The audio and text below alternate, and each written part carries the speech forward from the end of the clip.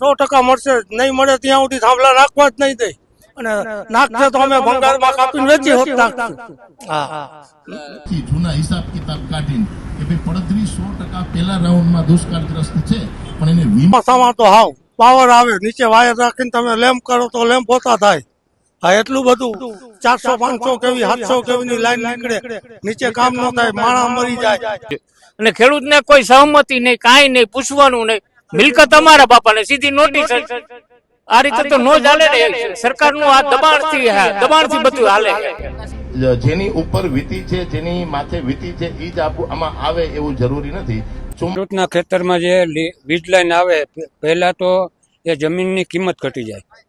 બીજું કઈ કાયમીના ધોરણે ખેડૂતને નુકસાનકારક છે. નીચે પાવર પણ એટલો આવે, મજૂર કે આપણા બળદ નીચે જાય તો સીધા ઝટકો આવે.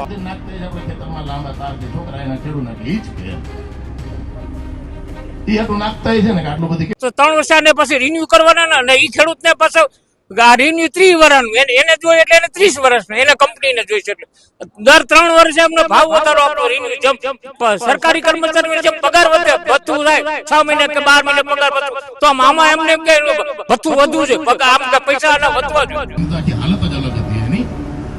તો એ જે એની આંકડાકીય માયાજાળ હતી ને, એવી જ આંકડાકીય માયાજાળ એના દિલ્હીથી જે કાંઈ પરિપત્ર બહાર પડ્યો છે એ મુજબ જો ખેડૂતને વળતર આપે તો એ ખેડૂતને મંજૂર છે.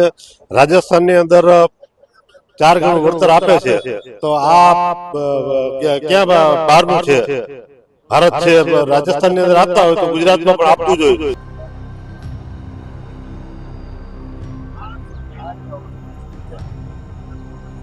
આજે ખેતી કરે છે એ વિકાસ જ કરે છે.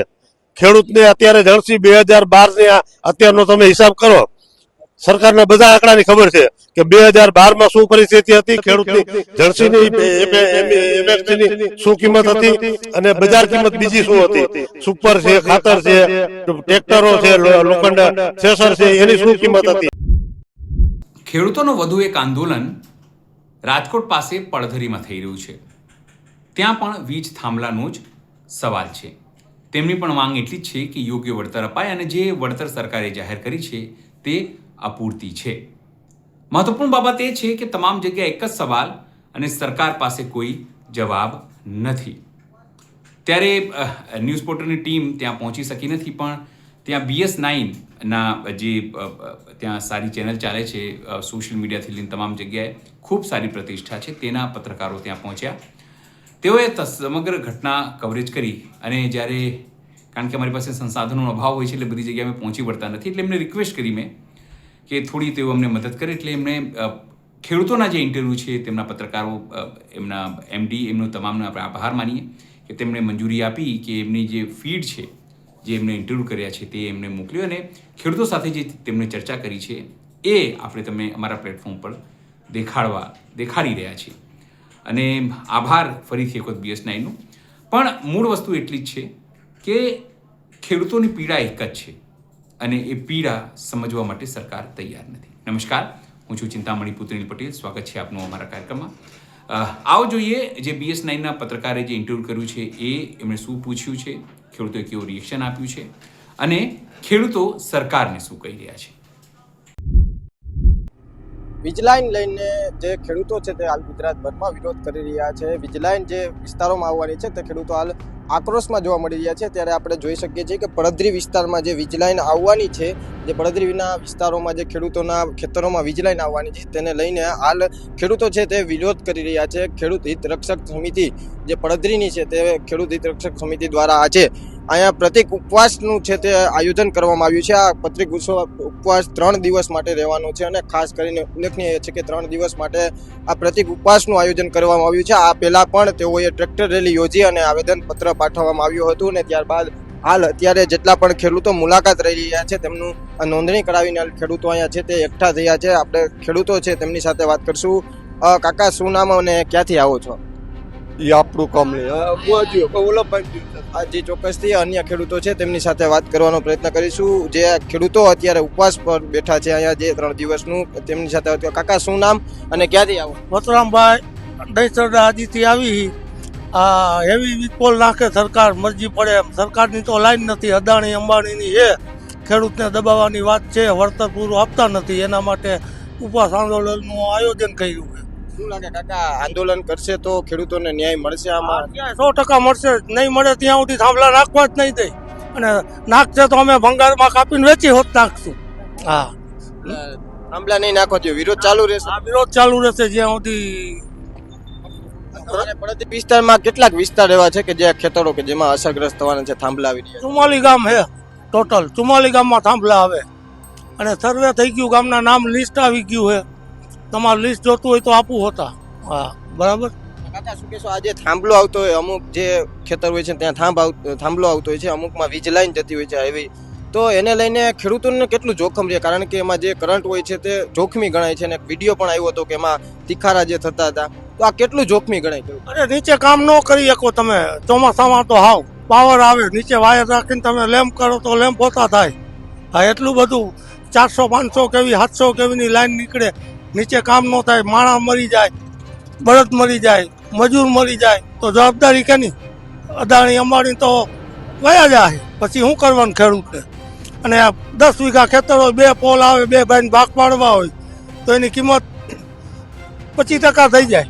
કોઈ લે જ નહીં ખેતર, પેલી વસ્તુ એ છે, સમજી ગયા? હા, તો એના માટે આંદોલન કરે ખેડૂત. આ બેરી મૂંગી સરકાર છે, ધ્યાન નથી દેતી. મત દીધા ભાજપને જ ખોબે.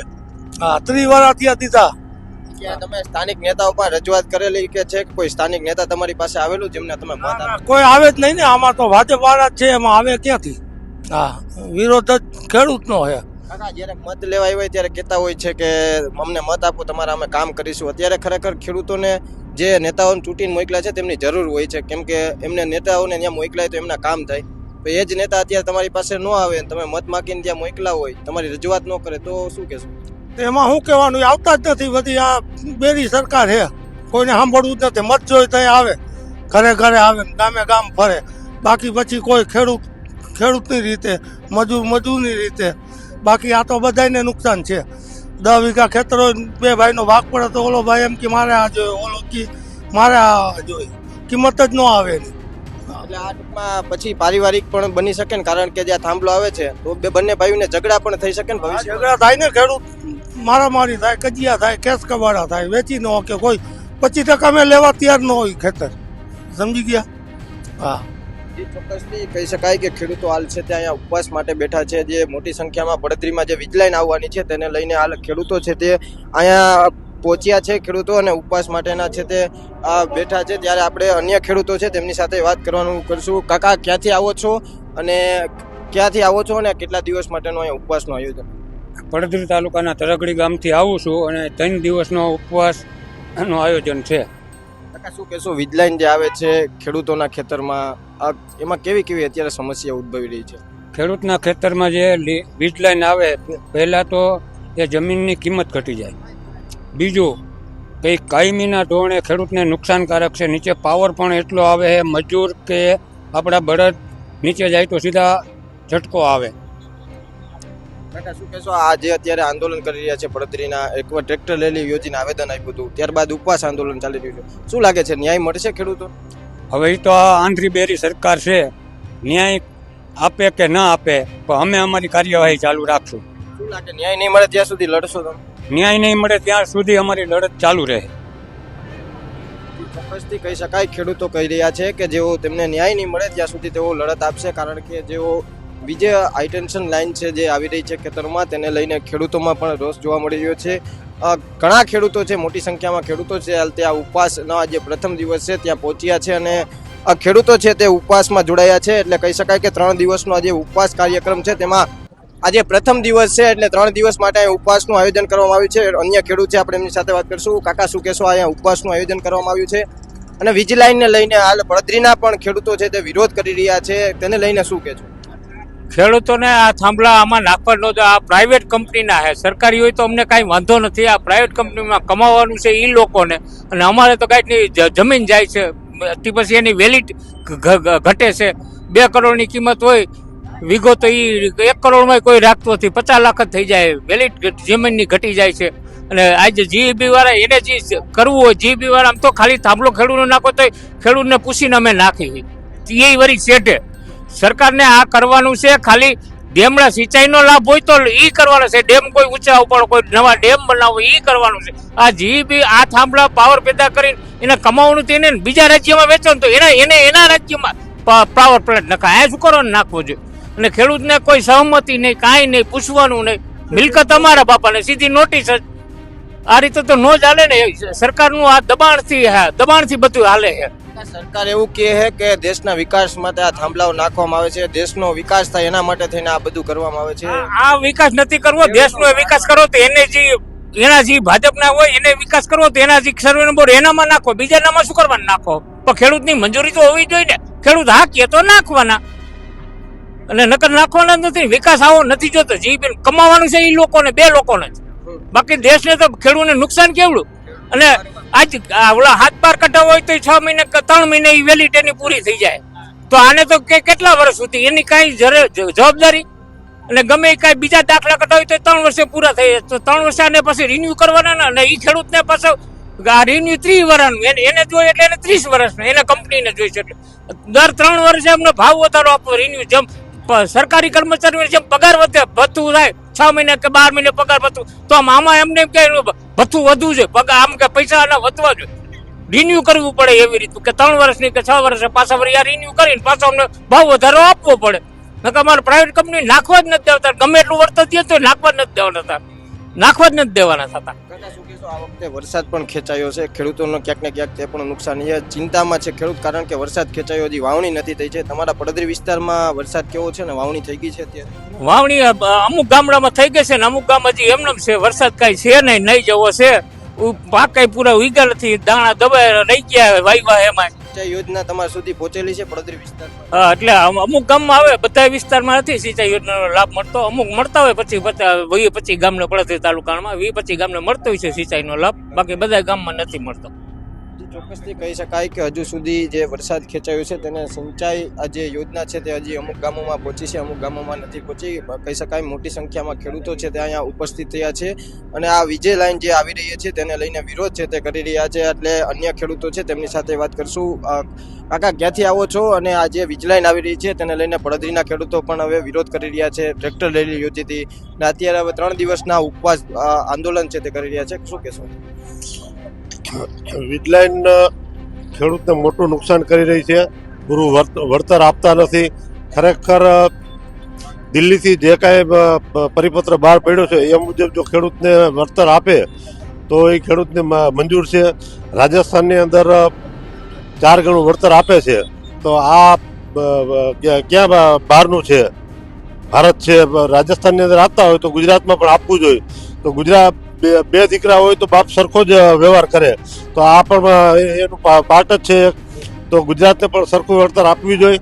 અને સરખી જો વળતર પૂરી નહીં આપે, જમીનની કિંમતની 4 ગણી, તો ખેડૂત આ આંદોલન હજી કરવા માટે તૈયાર છે. પાર્ટ 3 ચાલુ થઈ ગયું છે, હજી પણ ચાલુ વધારે થશે. આ તો સેમ્પલ છે, પણ ખેડૂત રોડ ઉપર પણ આવી જશે. જ્યાં સુધી સરકાર આ ખેડૂતની મંજૂરી સ્વીકારશે નહીં, ખેડૂતની અવાજ નહીં પહોંચે ત્યાં સુધી ખેડૂતો લડવા માટે તૈયાર છે.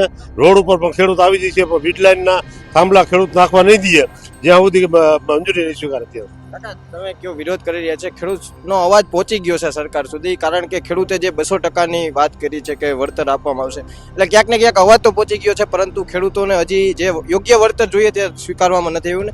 અને ગુજરાતભરના ખેડૂતો આંદોલન કરી રહ્યા છે, નહીં કે પડદરી, તમામ ગુજરાતભરના ખેડૂતો અત્યારે આનાથી પીડિત છે અને જે આ વીજ લાઈન આવી રહી છે તેનો વિરોધ કરે છે. તો કેમ સરકાર ન્યાય નથી આપતી? સરકારે 2 ગણી જાહેરાત કરી, પણ ખરેખર 4 ગણી હોવી જોઈએ. એની અંદર ખેડૂતને સામે લઈને કર્યા. અને કલેક્ટર અને એક કંપનીનો માણસ, અદાણી અને અંબાણી, આ કંપનીના માણસો, તો એ જે એને પ્રાઇઝ ભરવાની નક્કી કર્યું કે ઓછી કિંમત જે ભરે એ મંજૂર કરવી, તો કલેક્ટર અને કંપનીનો માણસ એ તો ઓછી જ ભરવાના છે. અને એ જો એ માન્ય રાખે તો એ ખેડૂતને મંજૂર નથી. વધુમાં વધુ જો ભરે એ માન્ય રાખે તો અમને કોઈ વાંધો નથી. ખેડૂતને 4 ગણું વળતર મળવું જોઈએ, કારણ કે આ ખેડૂતના બાપની જમીન છે. સરકારે કોઈ પણ કંપની હોય કે સરકાર હોય, કોઈ પણનો કાંઈ પણ રસ્તો નીકળતો હોય કે વીજ લાઈન નીકળતી હોય તો ખેડૂત આપવા માટે તૈયાર છે, પણ એનું વળતર ખેડૂતને યોગ્ય મળવું જોઈએ. ખેડૂતનો આ એક આધારસ્તંભ છે, ખેડૂતની કમાઈ છે, તો ખેડૂત આ સિવાય કરી શું શકે? અને અદાણી કંપની તો અબજો રૂપિયા કમાય છે આમાંથી. કાં વર્ષનું ભાડું આપે અને કાં તો 4 ગણું વળતર આપે, આ સિવાય અમને મંજૂર નથી. ઘણા એવું કહે કે આ તો દેશના વિકાસ માટેની લાઈન છે, જે લાઈન નાખવામાં આવે છે એ દેશનો વિકાસ છે આમાં, પરંતુ દેશના વિકાસમાં ખેડૂતોને જે અત્યારે નુકસાન થઈ રહી છે, તો બંનેનું સમતોલ રહેવું જોઈએ. તમને શું લાગે? બંનેનું સમતોલ રહેવું જોઈએ. ખેડૂત પણ આ જે ખેતી કરે છે એ વિકાસ જ કરે છે. ખેડૂતને અત્યારે જણસી 2012 ની અત્યારનો તમે હિસાબ કરો. સરકારને બધા આંકડાની ખબર છે કે 2012માં શું પરિસ્થિતિ હતી, ખેડૂતની જણસીની એમએફસીની શું કિંમત હતી અને બજાર કિંમત બીજી શું હતી. સુપર છે, ખાતર છે, ટ્રેક્ટરો છે, લોખંડ થ્રેશર છે, એની શું કિંમત હતી અને અત્યારે 2012ની સરખામણીએ કેટલો ડિફરન્સ છે એ સરકારને બધી ખબર છે. તો સરકાર આ મુદ્દે કેમ જાગતી નથી?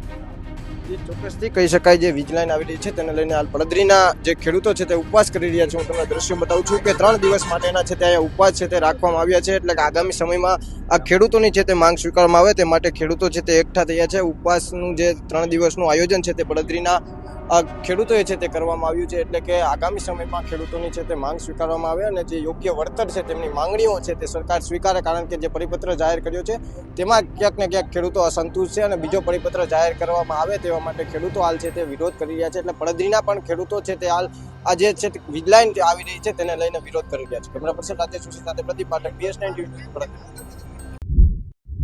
જે રીતે આ સમગ્ર ઘટના ઘટી છે, ખેડૂતો ઉપવાસ આંદોલન 3 દિવસનું કરી રહ્યા છે, તેને લઈને આપ શું વિચારી રહ્યા છો જરૂરથી અમારા કોમેન્ટ બોક્સમાં કોમેન્ટ કરજો. સિવાય અમારી યુટ્યુબ ચેનલ લાઈક કરો, સબસ્ક્રાઇબ કરો, બેલ આઇકન દબાવો. સાથે અમારી નવા ઇન્સ્ટા પેજ અને ફેસબુક પેજને પણ જરૂરથી તમે લાઈક કરો, શેર કરો અને ફોલો કરો. અત્યાર માટે બસ આટલું જ. નમસ્કાર.